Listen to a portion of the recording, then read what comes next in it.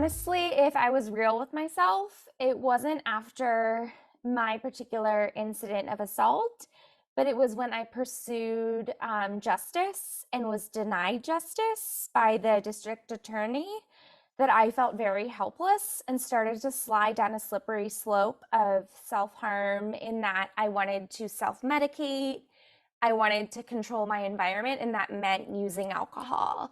And so I worked in the liquor industry, which did not help, and sort of saw myself as a beer connoisseur and wine connoisseur. And it started there and it escalated very quickly into me making poor life decisions and abusing alcohol just because I wanted to self medicate and sleep at night and also just feel, and I was always at home, by the way, just feel like within my own little bubble. So kind of in a similar to vein to Carly, like I don't think my abuse, like my alcohol abuse ever started directly after my multiple instances with assault, but it kind of started when I tried to start healing. And I got to the really gross part of healing where like you actually have to start doing the work. And then it was really uncomfortable. I was like, no, hard pass. I don't want to do this. This is uncomfortable. This is really icky. This is really muddy. And I just wanted to forget about what I'd been through. And then because obviously I had seen people lose their lives to other addictions, to drugs and things like that, I was like, okay, I can't do that. Alcohol seems safer. And I just made some really poor decisions, both in my relationships. I made them sexually and like things like that, where it just kind of started when I tried healing. And I didn't want to deal with those big emotions that ultimately come up when you really do start to heal.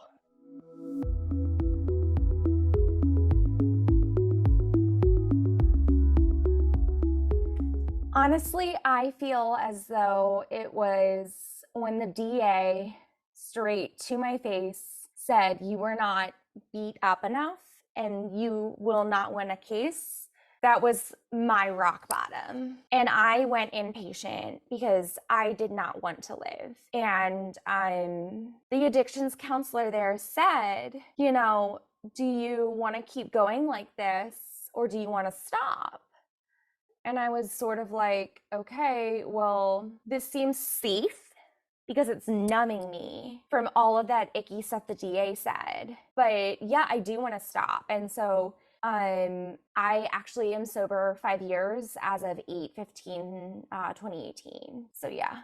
I think in the vein of honesty and transparency, I was thinking about this the other day. I don't know if I would have an issue with alcohol if I hadn't been abused and if I hadn't been like assaulted and like with my complicated history. I don't know. And I think that's what prevented me from getting help for so long and being able to say, hey, no, I actually do kind of have a problem with alcohol. And to this day, it's still something that I'm working on. I'm still bettering my relationship and things like that. But I really do think me coming to terms with the fact that I'll never know if I would still be this person without the abuse, and that's okay. Like, and I think that realization was really powerful. I'm like, okay, because I think I was doing a lot of like the blaming, the self-blame, and me like, I was like, why can't I just like drink like a normal person? Like, and I still struggle with it today, but like I'm still like, I think I'm also at a place where now I'm like, okay, like this is not conducive, and being able to have that honest conversation with myself and being able to say, hey, I'm using alcohol, maybe not necessarily completely because I like was abused or in these situations, but I am using it to deal with uncomfortable emotions that I don't want to deal with. And that was a really pivotal kind of distinction when I started like kind of really analyzing my relationship with it.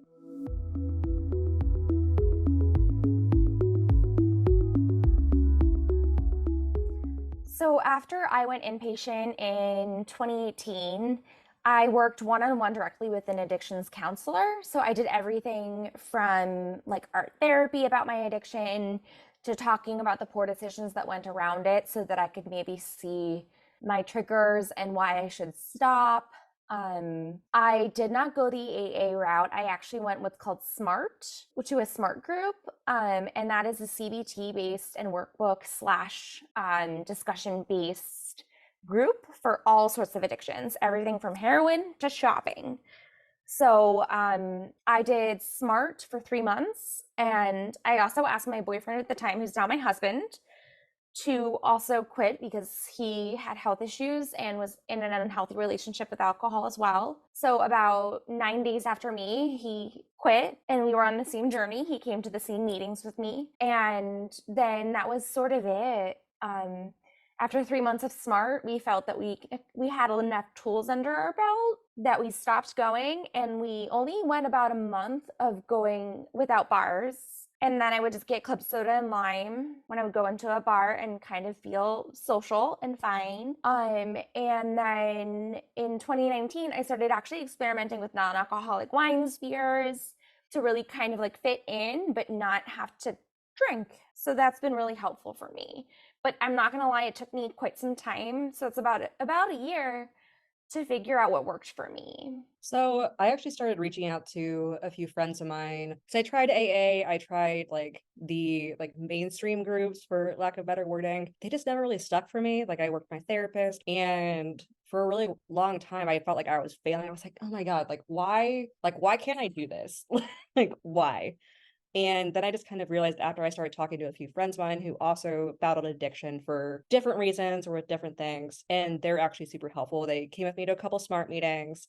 They gave me some really helpful like tips and tricks and like social media accounts to follow and things like that because I just kind of found I really liked the accountability. But with AA, I was just like, this is so stuffy. Like it was just, and I tried multiple groups, I tried them in different states. I was like, this feels not for me. And so I think what's worked for me so far is being able to kind of really reassess what triggers my drinking. And I'll still drink like here and there, but I'm very, very mindful of kind of the headspace that I'm going into. And I have very clear like boundaries of, I was like, okay, if I feel depressed, if I'm feeling any kind of negative emotion, then no. I was like, I know what that's going to look like. I know that's going to end poorly. It's not going to be a good look for me. And so I think being able to really look myself in the mirror and say, hey, okay, this is what it is, and that's okay. And being able to practice like radical self acceptance, excuse me. My coffee has worn off. And I think being able to just meet myself where I'm at in this journey and knowing that maybe what works for me today isn't going to work tomorrow. And then thank God for LaCroix. Like, so it's been kind of nice to have just like different alternatives where I can still look like I'm having something, but I'll still remember the night at the end of the night. And it's beautiful.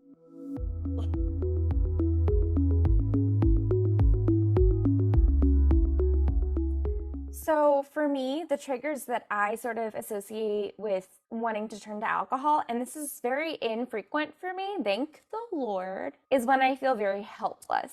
Right. So it's when I feel like that small 23-year-old girl again back in the DA's office where I don't have any options and it's okay to be assaulted and it's okay to for this person to get away with it.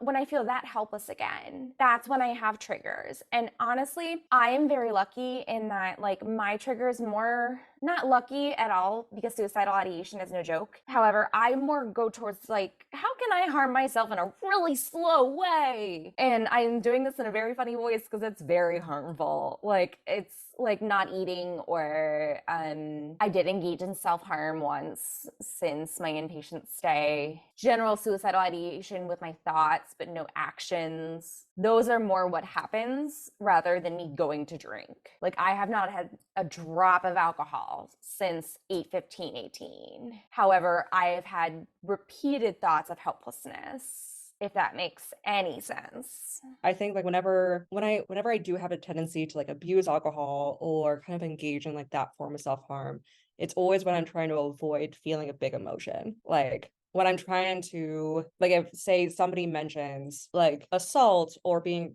like raped or kidnapped, or if it doesn't, because like my history with like sexual violence is very much not a law and order SVU episode. It's not. It is not cut and dry.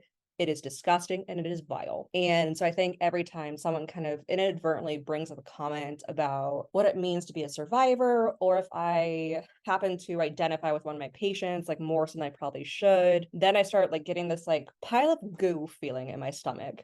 And I don't know any other better way to describe it than a pile of stinking goo. And then I would like, it's just like this feeling of like me being really overwhelmed, and then me not being able to kind of process like, hey, okay, I'm safe, I'm okay. If something bad happens, I have the resources, I have the tools, I can deal with it. And I think that's when I start thinking, I'm like, oh, well, I want to feel these feelings. So F this, I'm going to go grab a bottle of wine and just drown my sorrows. But now I'm actually starting to kind of commit to my routines. I'm starting to kind of like really be able to sit with myself in the uncomfortable and be like, okay, this sucks right now and this stinks, but I'm going to be okay. I have people in my corner and I'm going to be okay. Like somehow, some way, I'm going to be okay. So I think it's just like when I get that kind of just like gross feeling in the pit of my stomach where little Dana feels like she's being attacked all over again. And so I just started doing some inner child work with like my therapist, and it sucks, but I know it's also really helping, like, when I do get triggered and when I do feel that kind of pit in my stomach that alcohol used to fill. And I'll be very transparent, I'm still in the transition phase right now, and I'm still kind of, like, moving through it. So I think I'm finally at a place where I can really sit down with myself and say, "Hey, this isn't serving me anymore, at least not in the capacity that I was using it for." And it sucks, and it's really, really hard. But at the same time, I know 6 months from me, like, it's going to thank me for doing the work now.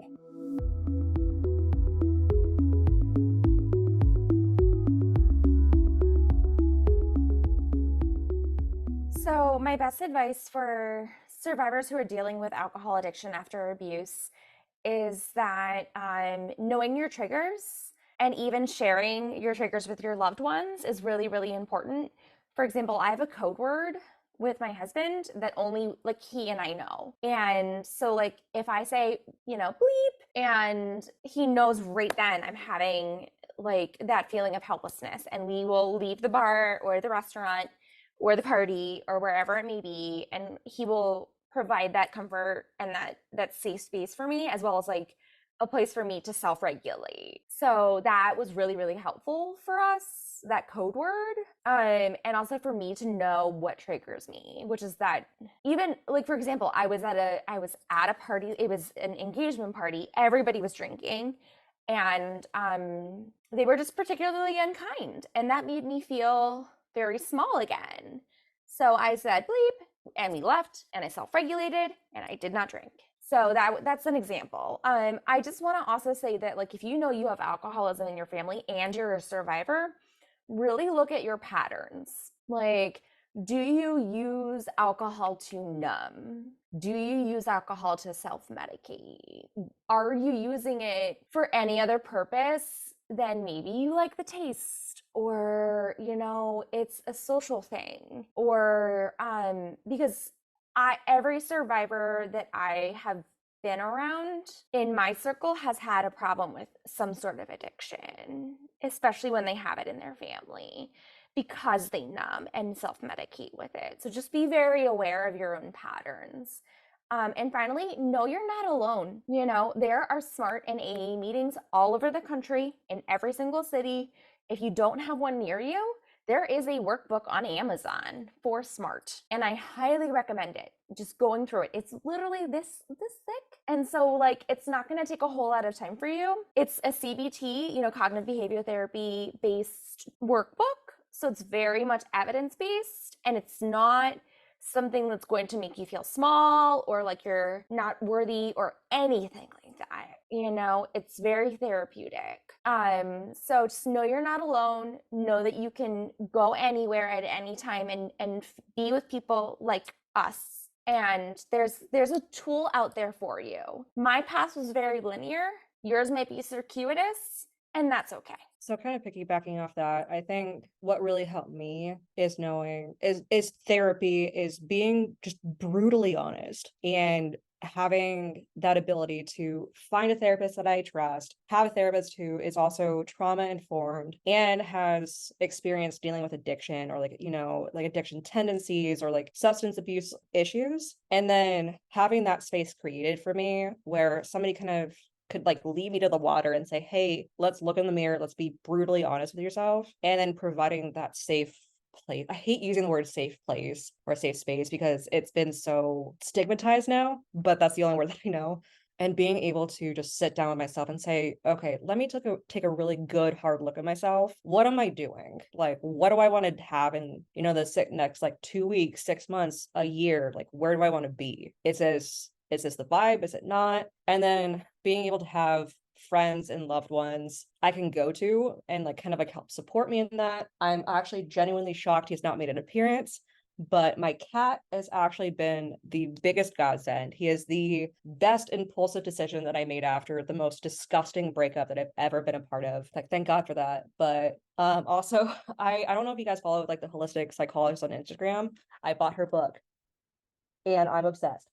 And I think just being able to radically accept where you are in the moment has been really helpful for me. And kind of like Carly said, it's okay. Does it suck? Yes. Is it going to be icky and muddy and disgusting and vile and our emotions going to get brought up? Yes. But at the same time, now that I'm really committing to kind of just exploring this new me, like I'm already going on a third date with a guy today. I know it's wild, mind blown. Who knows where it's going to go? I also know me 6 months ago would never have been in a place for this. Healing is messy. And sometimes we have setbacks. And no matter where the survivors who are watching this, like no matter where they are in their journey of exploring their relationships with whatever substance may be problematic, that's okay. And what also really helped me, if I tell people that I have an issue or like I'm kind of exploring like this no drinking or like limited drinking or like what have you lifestyle, if they're not okay with it, they can get wrecked. Like, not literally, like I don't wish harm on anybody else, but like that's clearly not the energy that I need in my life. And I think coming to terms with my own people pleasing tendencies and at the end of the day, choosing what's best for me, I think has been the most fundamental change in me exploring this. And my big hope is that every single survivor, regardless of how disgusting or icky or how much their story doesn't fit into a Law and Order SVU episode or it doesn't fit into a box, your experiences are still valid and the way you heal is still valid. It's just a pit stop and there are people who still believe you. And like then I'll end with this. It's like all my best friends who are in my circle, they've seen me in the peaks of my life, they see me in the valleys, they've seen me when I was looking up at the valleys in my life, they've seen me in every single part of my life and they still stuck by. If that like your friendships with the people in your life aren't giving you that energy, we don't need that. And that's where I'll end it.